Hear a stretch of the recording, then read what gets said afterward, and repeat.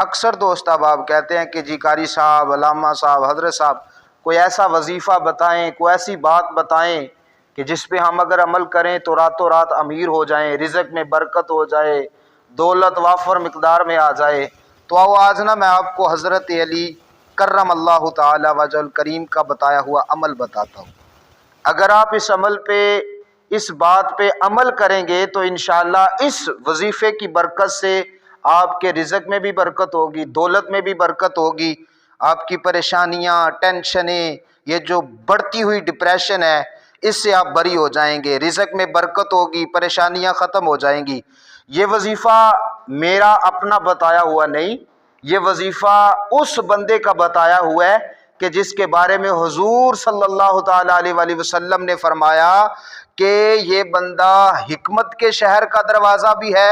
اور علم کے شہر کا دروازہ بھی ہے، اور وہ ذات علی مرتضی شیر خدا کرم اللہ تعالی وجہ الکریم کی ہے۔ حضرت علی کرم اللہ تعالی وجہ الکریم کا بتایا ہوا یہ وظیفہ ہے۔ اس وظیفے پہ اگر آپ عمل کریں گے تو انشاءاللہ اس وظیفے کی برکت سے آپ کے رزق میں بھی برکت ہوگی، آپ کے مال میں بھی برکت ہوگی اور آپ کی پریشانیاں دور ہو جائیں گی۔ وظیفہ کیا ہے؟ حضرت علی کرم اللہ تعالی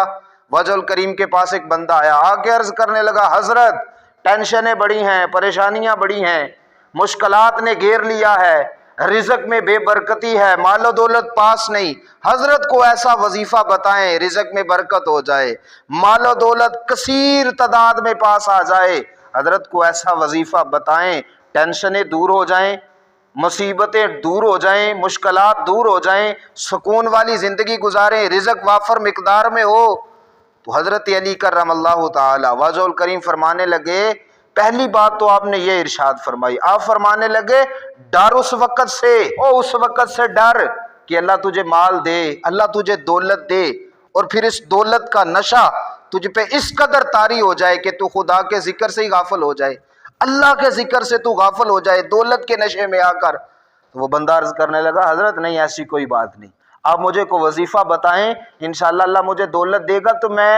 پہلے سے بڑھ کے زیادہ عبادت کروں گا، زیادہ ذکر و اذکار کروں گا۔ تو آپ فرمانے لگے پھر اس طرح کرنا،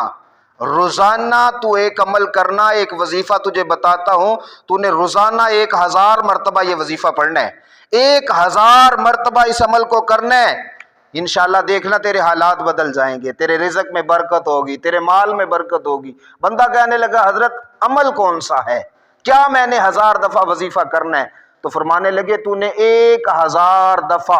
یا احدو یا سمادو، یا احدو یا سمادو، یا احدو یا سمادو، یہ تو نے 1000 مرتبہ ایک دن میں پڑھنا ہے، 1000 مرتبہ ایک دن میں تو نے یا احدو یا سمادو پڑھنا ہے۔ انشاءاللہ چند دن یہ عمل کر، انشاءاللہ تیرے رزق میں برکت ہوگی، تیرے مال میں برکت ہوگی، تیری پریشانیاں دور ہو جائیں گی۔ تو یہ وظیفہ جو ہے یہ حکمت کے شہر کے دروازے کا بتایا ہوا ہے، جو علم کے شہر کا دروازہ ہے یہ اس کا بتایا ہوا وظیفہ ہے کہ اگر بندہ خدا کے ذکر میں تو ویسے ہی بڑا سکون ہے، خدا کے ذکر میں تو ویسے بڑی برکتیں ہیں، اور پھر یہ بتایا حضرت علی شیر خدا کرم اللہ تعالی وجہ الکریم کا بتایا ہوا وظیفہ ہے، آپ روزانہ 1000 مرتبہ یا احدو یا سمادو، یا احدو یا سمادو، یا احدو یا سمادو پڑھا کریں۔ ایک بات اور عرض کروں میں، آپ نے جب یہ وظیفہ کرنا نا تو اس کے اول اور آخر میں آپ نے کم از کم 3 بار یا 5 بار درود پاک پڑھ لینا ہے،